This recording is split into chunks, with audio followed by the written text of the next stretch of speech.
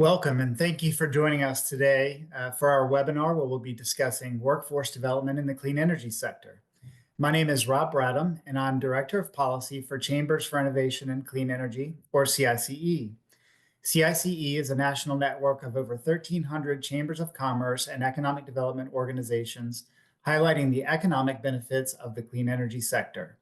One of our goals at CICE is to provide quality resources for chambers to help them engage in the clean energy sector.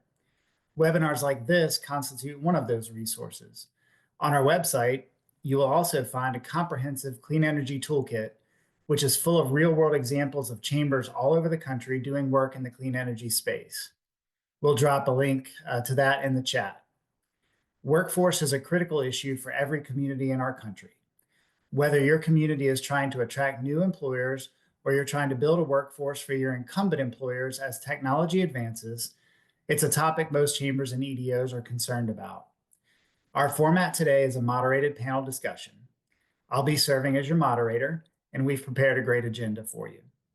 We're going to try and leave some time at the end for questions. If you have a question, please drop it in the Q&A. I'd like to invite our panelists to join us at this time, and we'll take a moment to introduce them.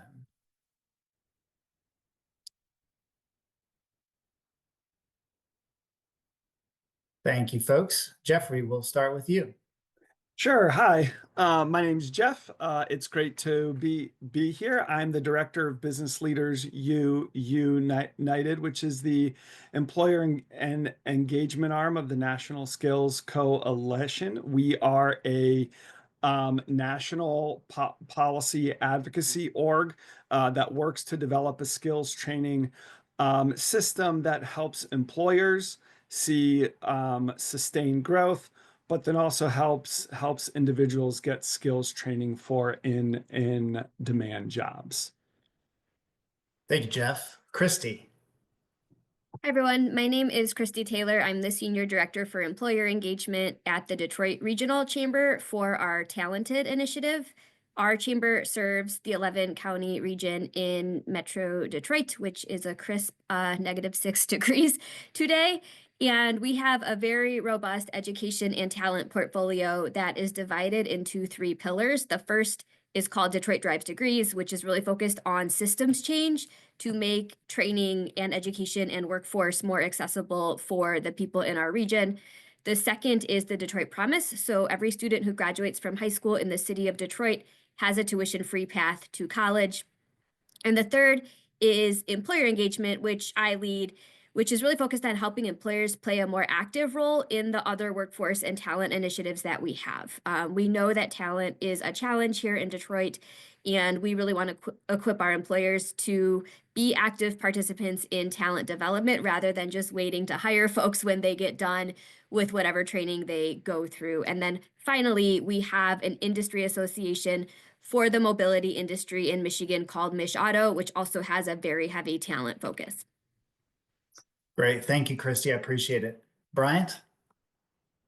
Yeah, hello, everyone. I'm Bryant Black. I'm the Director of Workforce at the Greater Houston Partnership. We're the chamber for the 12-county region around the Greater Houston area, encompassing about 7.5 to 7.8 million people. My job's focused on workforce and good jobs for those in the region. And in the past few years, that's really been focused in this space around, what that means for energy jobs specifically from a local, state, and national standpoint. So anything we can do to make sure we're getting people that grow up in Houston and come through our education system into jobs in this space is really where I spend a lot of my time. So it's good to see you all today. Thank you, Bryant. Appreciate that. And I appreciate each of you being here with us today. So let's go ahead and get started. Workforce development has long been a priority for chambers of commerce and economic development organizations across the country. Yet I think the clean energy vertical is probably new, perhaps to you and to some other places in the country. Can you talk about why you're focused both your time and your resources on workforce in the clean energy space? EV manufacturing, large-scale wind and solar, electrical work, solar, battery, storage. So I've opened this up to the panel, whoever wants to have the first bite at it. So I'll go ahead and jump in first. So as a national skills training org, we don't exclusively work on clean energy issues specifically, but this is an industry that is growing. It's creating jobs. It's going to continue to develop jobs, and we're simply going to need to train folks or to reskill or upskill folks in order to fill these jobs. An electrician, for example, isn't going to need to go back to school entirely, but they're going to need to expand their skill set to be able to work on these new clean energy tech jobs. Um, so private companies are certainly going to have a place, a role to help train folks, but we also need um, public investment so that we can all build a stronger workforce that has the skills to be able to participate in these jobs, to both strengthen them, but then also strengthen the local economy too. I'll echo everything Jeffrey said and add, we're a chamber. We also don't focus on clean energy exclusively. We're really trying to increase post-secondary attainment and talent and workforce development globally.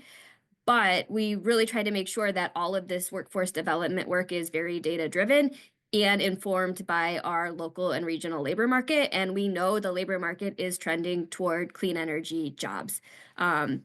Statewide, I think 2024 numbers have us at 128,000 clean energy jobs in our state, and we know that clean energy jobs are growing twice as fast as other jobs in the regular economy. So we know this is a labor market imperative. We also know our student demographic and what they're looking for in jobs. Students want mission-driven jobs. They want high-tech, innovative jobs. And so we need to be promoting those jobs to our learners who are really looking for that as they choose a career path. And then finally, Detroit is the Motor City.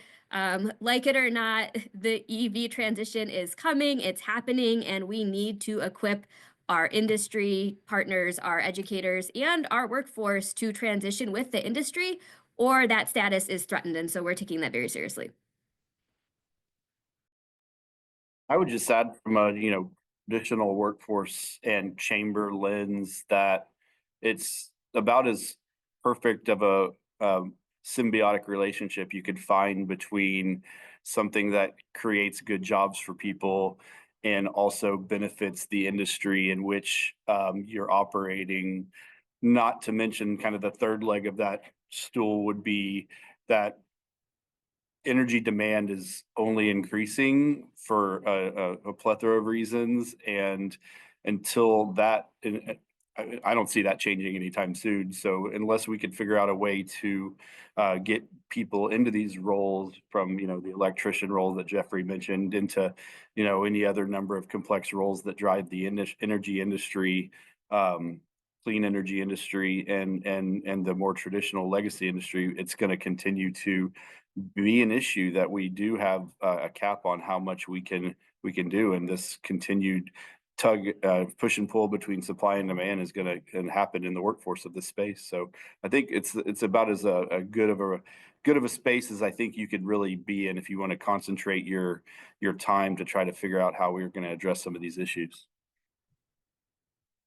That's awesome. So we've already covered 4 important areas: mission-driven, the desire for mission-driven work, the fact that demand is growing, the fact that clean energy jobs are growing, and the desire to upskill or reskill workers. Let's focus on that one first.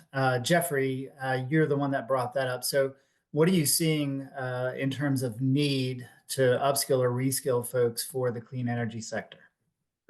Sure. So first, I want to set the stage a little bit. Last year, actually almost a year ago at this point, we brought together about 50 employers with training providers from states across the country to come together to chat about what really they need to support a strong workforce. The first thing that became clear is that Fortune 500s down to small and mid-sized employers need help in this space. When we talk about a startup that's just becoming that is coming to scale now, they're just beginning to think about, well, what are the workers that we need to train? They don't know how to train. They don't know what the workforce development system is. They don't know how to tap into the system. So I think that a chamber group can really play a critical role in being able to connect partners here, being able to guide employers in this space so that they understand more what the options are to help them build and train a strong workforce. The other interesting thing that we learned is that even big Fortune 500s who have been um, uh, operating and training folks for a while, the clean energy space is also new for them, and so they also indicated to us that they too need a lot of help and support in figuring out how to build a strong workforce to meet their needs. Now, Bryant had brought this up too. We did an analysis with the UMass Perry Center that looked at infrastructure and clean energy job growth over the next 10 years. And we found that, or the analysis found that there will most likely be a 19 million job gain in this space in that time frame. Now, these are jobs that do not require, or I should say, a majority of these jobs do not require a 4-year degree. A lot of them are going to be open to those with a high school diploma who also have some shorter term skills training on top of that. And so this provides a way for us to be able to quickly and easily upskill and retrain folks for jobs in this industry. A lot of these jobs are going to be in the construction and manufacturing space. We expect there to be shortages in jobs like line installers, heavy equipment operators, truck drivers. But even as companies grow, they're also going to need more back of the house help too. And so jobs like accountants, we could also see a situation where it's hard to find an accountant to work on a project. We also found that some of these jobs have very low participation rates among women and people of color too. So being able to find ways to make sure that these groups know what options are, know how they can access training for these jobs, know what the jobs are, what they pay, all of that. There's a lot of ground that we can make up in order to fill some of the labor shortages that we expect over the next 10 years or so in this industry. Perfect. Thank you, Jeff. Bryant, I want to get specific with you about Texas. Texas is just burgeoning when it comes to clean energy jobs, expansion of wind, solar generation, battery storage, a growing green hydrogen industry. I think the need for a clean energy workforce is probably more diverse and pressing than anywhere else in the country. Would you like to talk about that? Yeah, I think that's probably right. Probably contrary to what most would imagine. It's an interesting space, and there's a lot happening, like you said. And there's obviously the just blessing of having abundant land has natural resources, and then just a lot of physical infrastructure that has already been put in place that makes it attractive to try new capital investment for emerging technologies in the green energy space that are maybe not directly related to a traditional legacy energy project, but might be tangentially related from a chemistry or technology standpoint, or a molecular standpoint. So there's the opportunity to try new things and test out exactly what it's going to take to create new energy. Really, I mean, that's what it all boils down to in the end, is how are we going to continue to create enough energy to sustain the lives that we've created in the U.S. And Texas has always kind of been at the forefront of that, along with some other states. But yeah, I mean, whether it's wind or solar or hydrogen or geothermal seems to be the big one. There's all these things that are emerging right now that you can find right here locally, but also it does take federal whether it be carrot or stick, it takes federal policy to create the environment for any of that to happen. So we're always trying to thread that needle. Great. Thank you. I appreciate that. Christy, let's turn a little bit to EV manufacturing. You mentioned it earlier. Like it or not, EVs are here. Our domestic manufacturers are manufacturing EVs. I think there's a consensus that they will continue to gain some market share. You want to talk about some of the opportunities in the EV manufacturing space, supply chain for EV manufacturing, and what skills some of those workers will need? Yeah, absolutely. And I think Jeff earlier was talking about where we see projected shortages across the board, line workers, truck drivers, accountants. We're seeing those shortages now, right? These are not new issues. And I think it's a very similar situation for the sort of EV landscape and skills needs that we're seeing. Like the challenges that exist now are going to be the same challenges that exist from a talent demand perspective and from a skills demand perspective. So we commissioned a study a few years ago through Lightcast, who I'm sure many of you are very familiar with, to really do an in-depth look at the mobility industry as it stands right now and where we project it to go into the future. Obviously, none of us have a crystal ball. And I think part of the challenge with sort of the perception of the shift is that it's volatile, right? Like we see new plants come online and then we see layoffs, and we see the sort of up and down of the industry as we're gaining our footing. But largely, the skills needs that exist right now to manufacture an ICE vehicle are the skills needs that are going to exist to manufacture an EV, right? Like the Venn diagram is almost a circle. Manufacturing a car is manufacturing a car. But what we were trying to understand via Lightcast were those sort of things on the periphery that might need to be adapted for workers. Things like, high voltage safety, battery storage. Like, what are the things specific to dealing with electricity that we need to train for? And something that we saw overwhelmingly was the need for like software dev, because mobility and IT are becoming more and more convergent.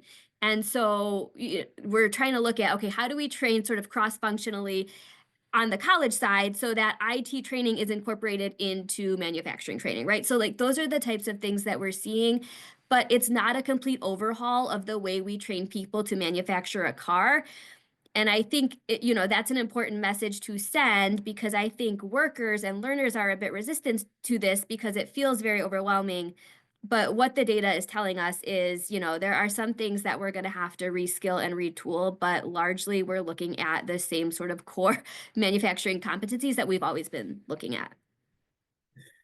Yeah, that's an interesting point. I experienced that when I was in Dalton, Georgia. I was the CEO of the chamber in Dalton, Georgia.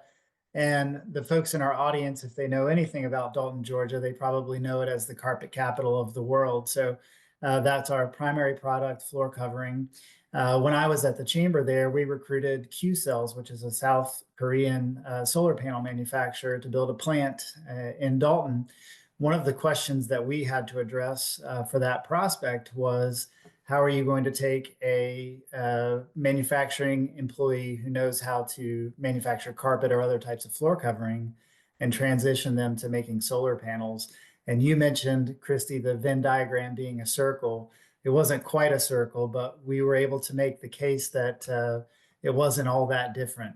Yes, we had to teach them some new skills, but even when you've got a totally new industry coming to town, there is overlap, considerable overlap sometimes.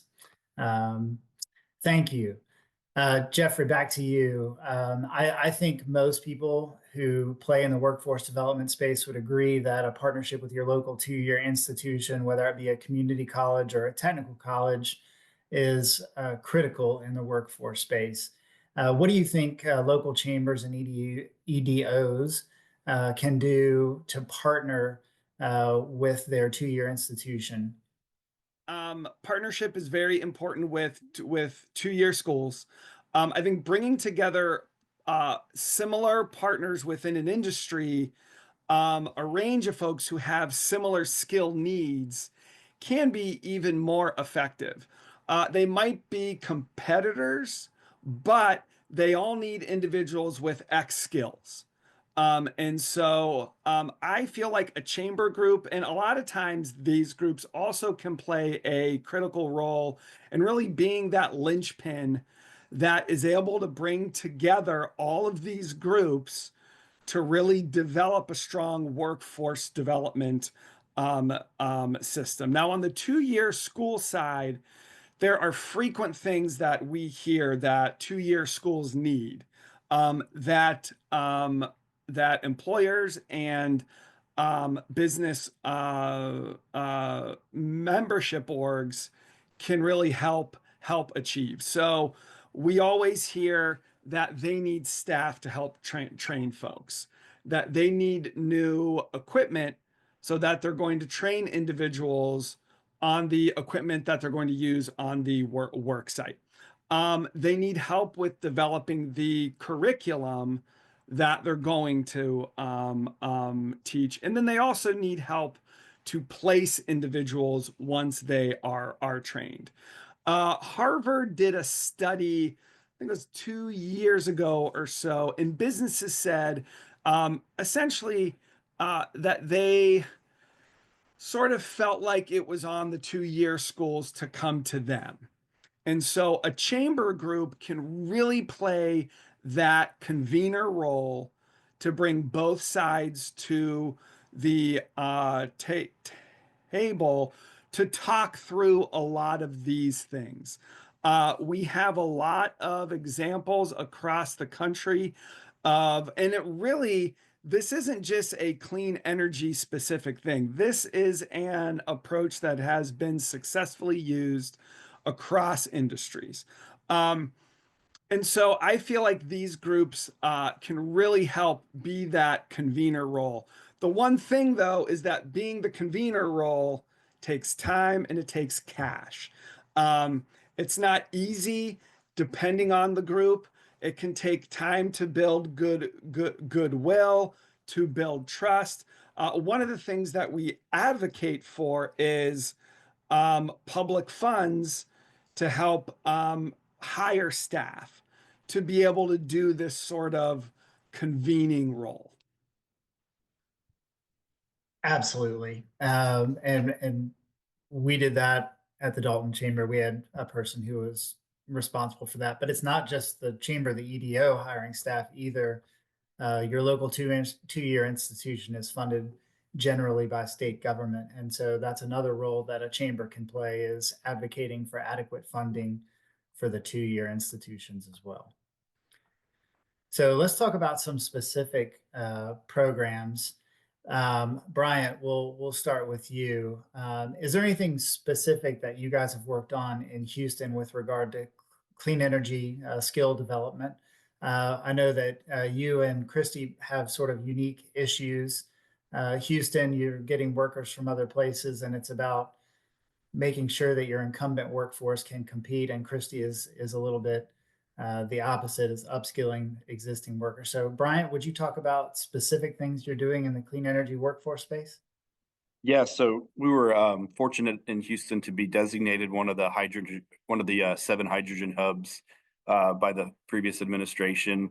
And with that, kind of to Jeffrey's earlier point, comes a lot of, occupations that are going to be necessary, and we have to find the people to do those jobs. So the way that some of the policy was written is that in order to, obtain the federal dollars that are associated with those hubs, you have to build out community benefits plans and identify workers from underserved communities as identified by Justice 40 initiatives to fill those roles. And so we've spent the last almost 2 years now looking at really combing through the labor data, jobs and roles, both on the supply side and on the demand side, to figure out what roles are ripe for the taking in terms of things that can be jobs in the where we could draw for people from certain communities that are easily aligned with the roles that are going to drive these hydrogen jobs in the hubs.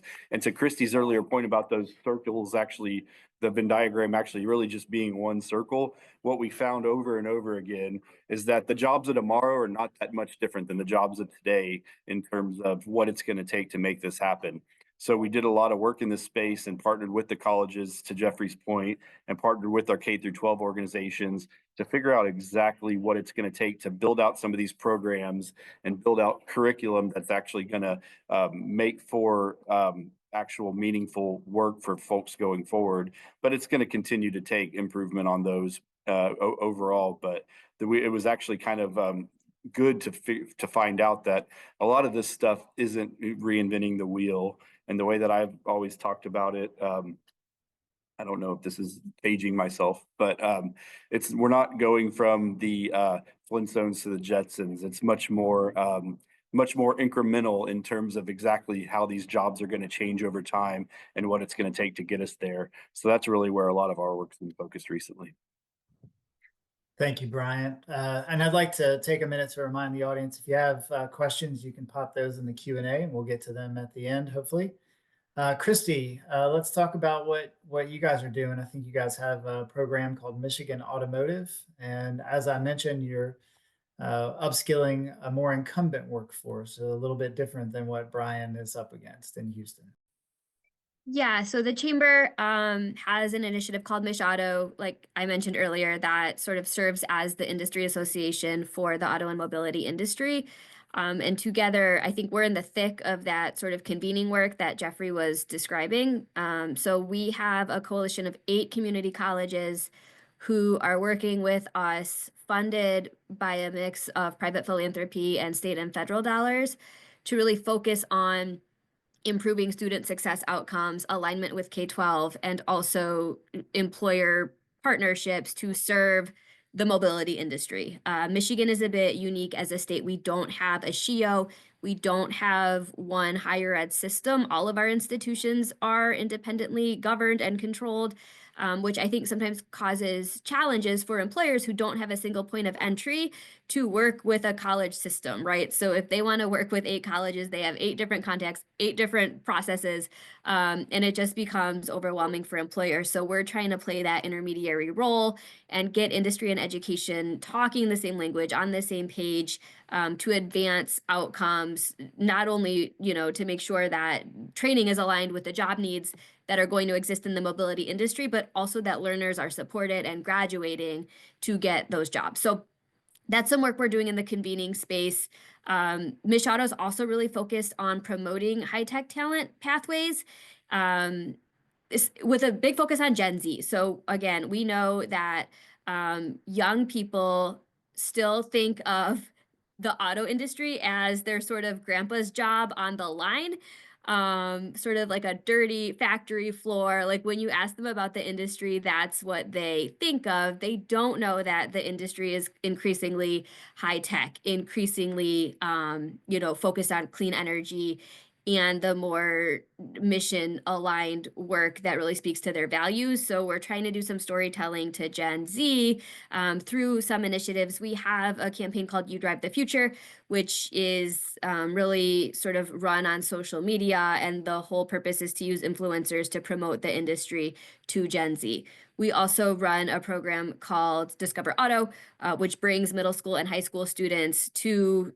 facilities to tour, talk to employees, learn about the work. So I think that storytelling and career exposure is really important, because right now we're just competing for talent amongst one another, and we need to be netting new talent who is entering into the industry. And the way we do that is to tell people that these jobs exist, that they're good jobs, and that you don't have to leave Michigan to do an innovative high-tech job, right? Those jobs are right here in the state. So we're addressing talent shortages by sort of increasing the funnel, but we're also addressing talent shortages through upskilling initiatives.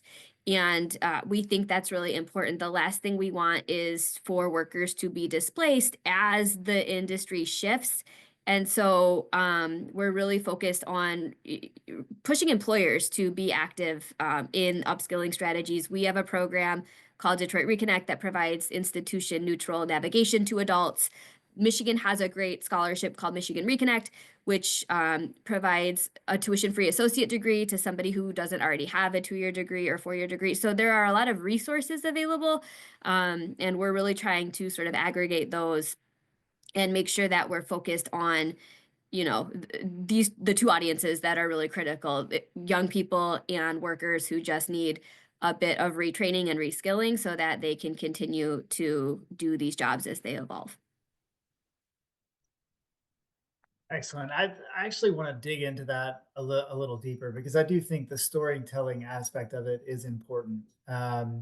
Again, going back to my experience in Dalton, telling that same story that you were talking about it's not the same manufacturing environment that maybe your parents and your grandparents were used to, but it was also convincing the parents sort of that same thing. So I would like to hear from Bryant and from Jeff about what they're hearing in Houston and then nationally. So Bryant, you want to take that one on? Yeah, I mean, from a what you're hearing standpoint, there's always been this notion in the energy industry in Houston. It's like there's something called the shift, which is this older generation of workers who have all this institutional knowledge and all of the basically have over 4 or 5 decades taken on so much of the responsibility and the burden to get this work done. And there has not been any, I mean, understandably so, there hasn't been any sort of process to pass a lot of that knowledge down. There was almost like a misgeneration of people who took on a lot of that information. And so there's always been a continued effort to try to figure out how to take that information and pass it on. But there's also with that comes the to Christy's point about what happens to that generation of workers, and if they feel threatened by changing of the energy industry or obviously automation of their job or anything around what changes the status quo, because nobody really likes change, let's be honest. So we're always figuring out ways to tell that story, that this isn't a either or, this is a yes and, so we can continue to figure out ways to transition not just the Gen Z and Gen Alpha to this industry, but also the incumbent worker who might think that their job is at risk. So I think that is really the important way to tell it, is it's a yes and.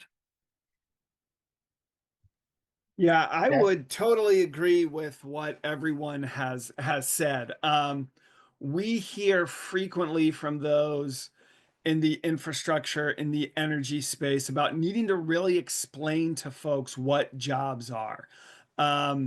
There's a lot of tech in jobs these days. I just spoke with a utility company a couple of weeks ago that are employing all kinds of new tech to examine lines, to get to locations where it's hard or unsafe for someone to get to.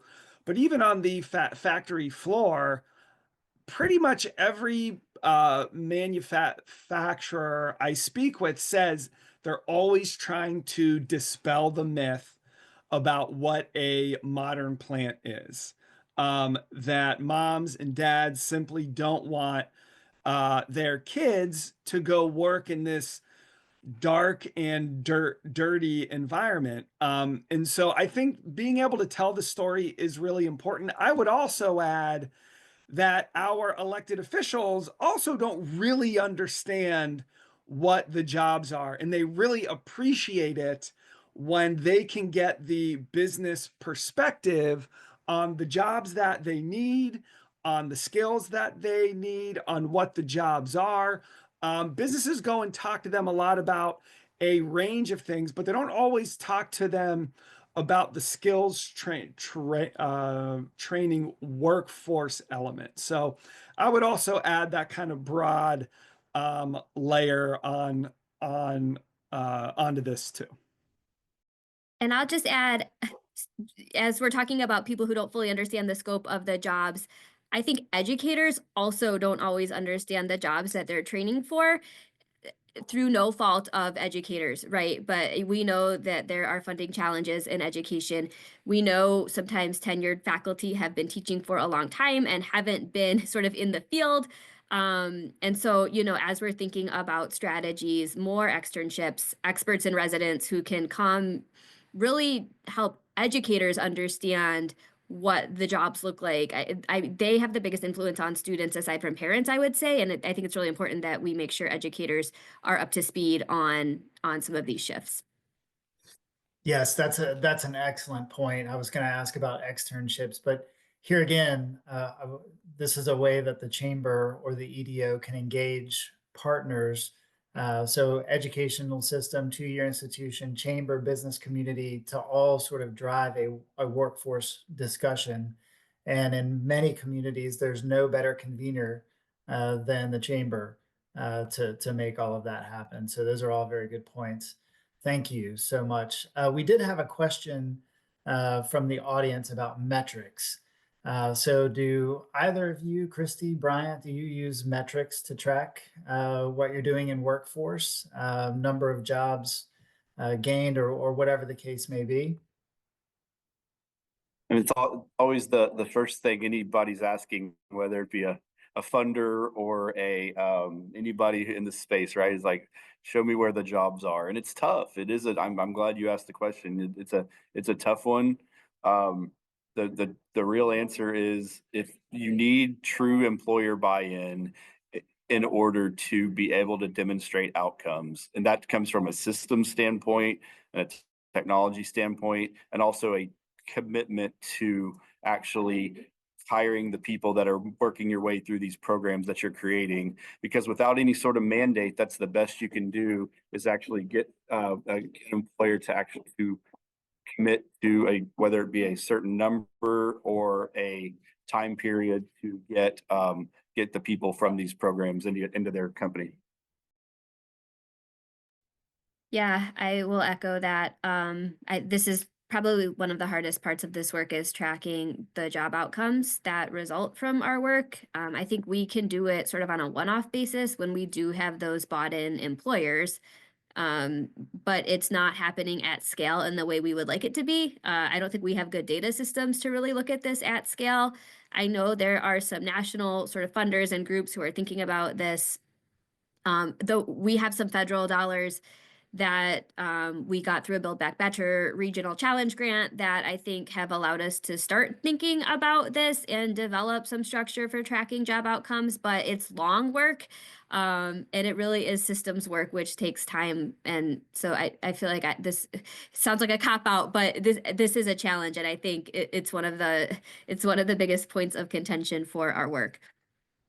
Yeah, I would just add in that that what everyone said is something that we also hear in almost every state. I don't know, and I'm not going to say this definitively, but I don't know if I've ever spoken with people in a state that feel like it's all 100% great.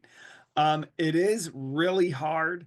However, taking time to invest in it, taking state and federal funds to invest in it, I think, is one of the more critical things that we can do, not only to know whether our investments work, because we 100% need to know whether folks are who get trained then get jobs and whether employers are getting individuals with the skills that they need, but it can also help us understand what are the parts of the state where we're not doing as well. What specific groups are not enrolling in this or being successful in this?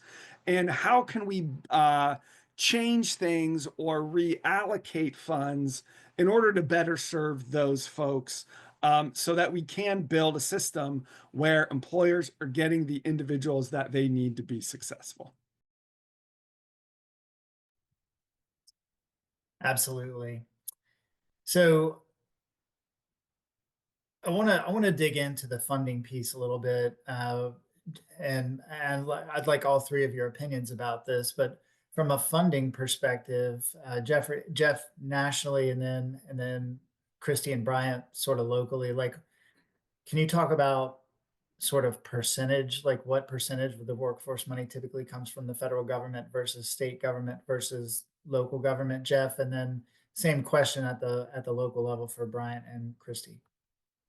So I don't know if I can give percentages exactly. What I can say is that most state workforce development systems, whether that is through the Workforce Innovation and Opportunity Act or through higher ed, funding comes through federal funds or is built upon the structure built by federal funds.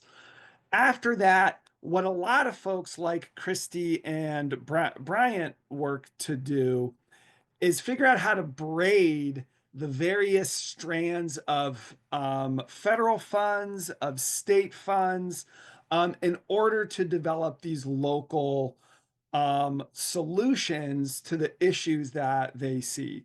One thing I will say though is that WIOA, which really sets up this network of workforce development boards across the country, and where some significant workforce funding flows through. The legislation that underpins that allows some flexibility and creativity in how those funds are used, but sometimes states need to really think outside of the box a little bit more about how those funds can be used in a creative way. There are set aside funds that you can use to develop these kinds of partnerships that we have discussed. But it takes someone in some states, it takes someone in the state to really be able to carry the flag to say, this is something we need to invest in. Let's try to allocate some of these funds to develop a partnership, to develop more short-term skills training that meets employer needs. So I'll pass it over to Christy and Bryant now to follow up.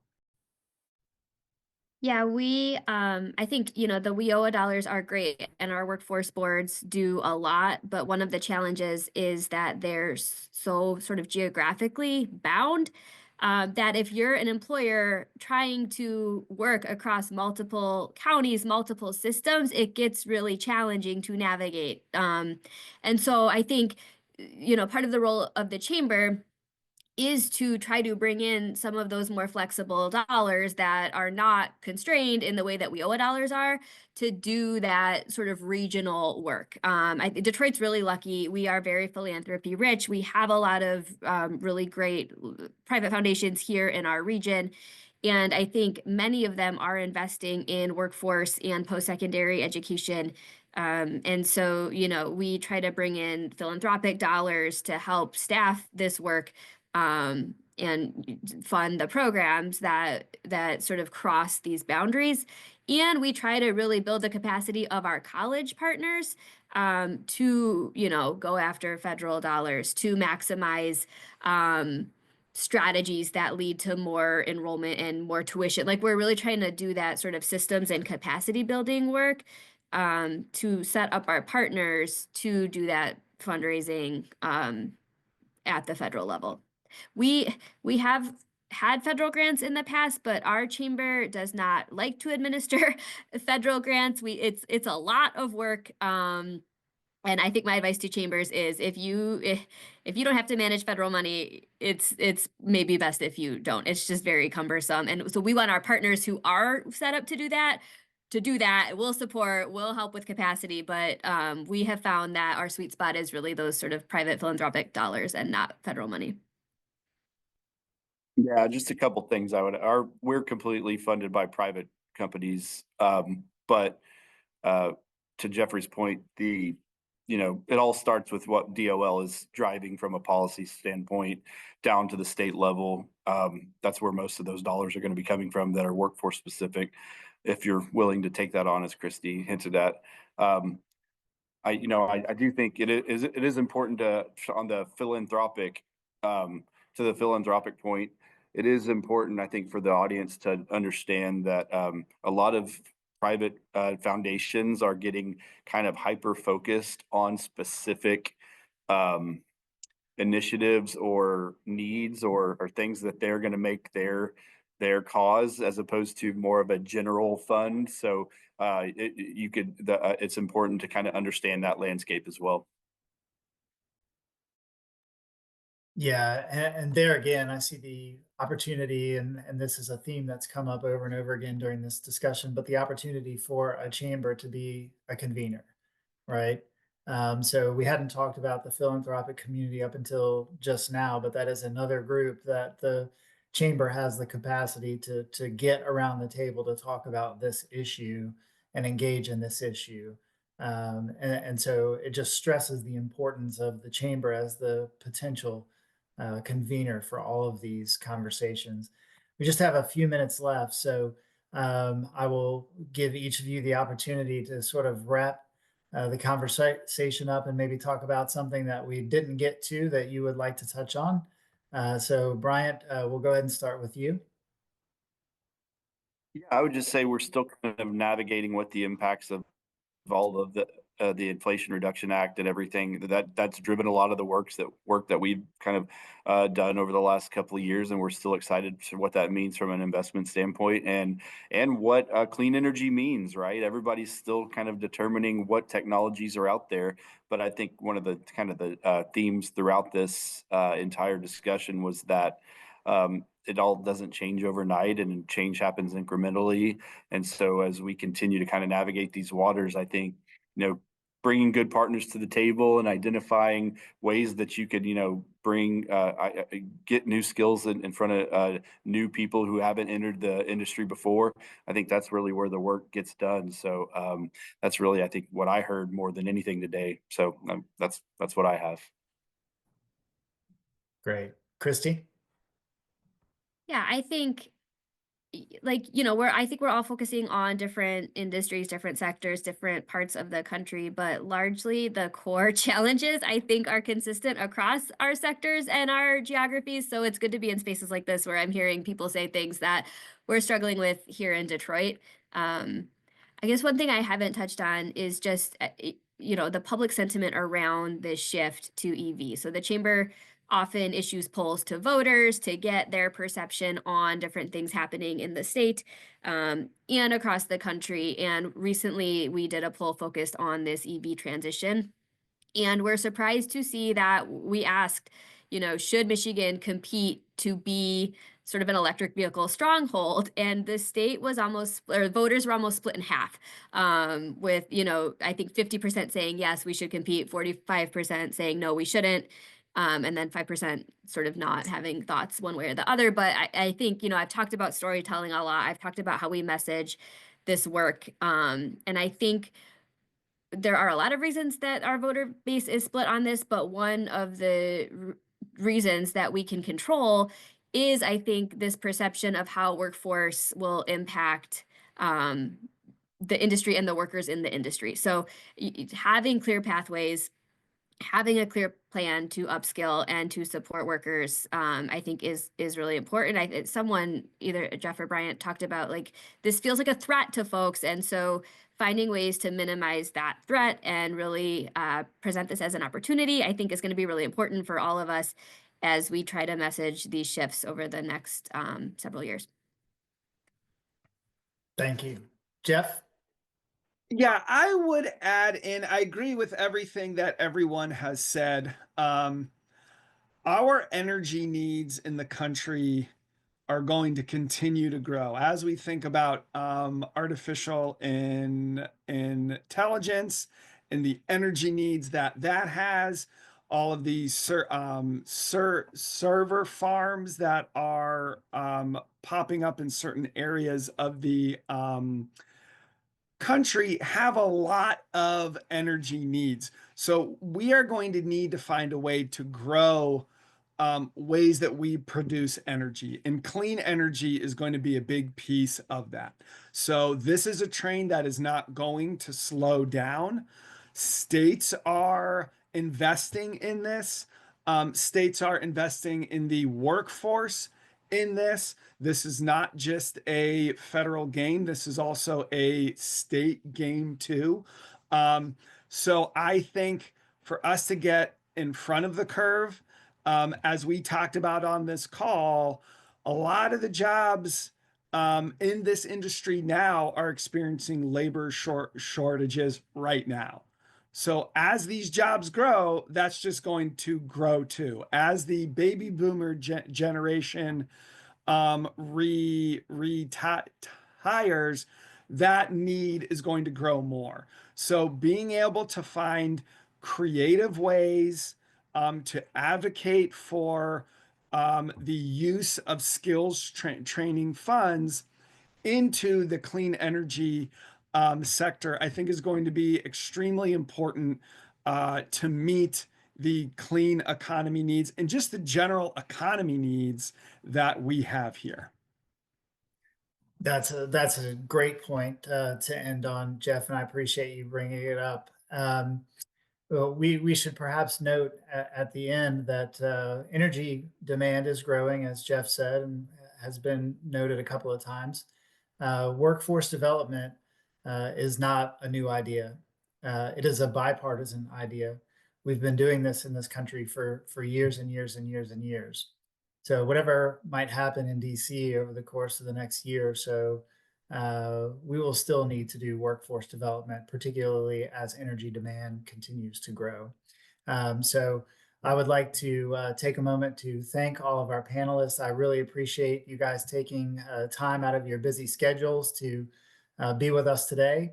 Audience, thank you for joining us today. We really appreciate you being here, and we hope that you gained something from this webinar. If you have any ideas for future webinars, please don't hesitate to let us know. Pop it in the Q&A on down below here, or let us know. You can go to our website for additional resources like our toolkit, chambersforinnovation.com. Thank you guys so much for being here. We really appreciate you. We'll see you next time. Thanks.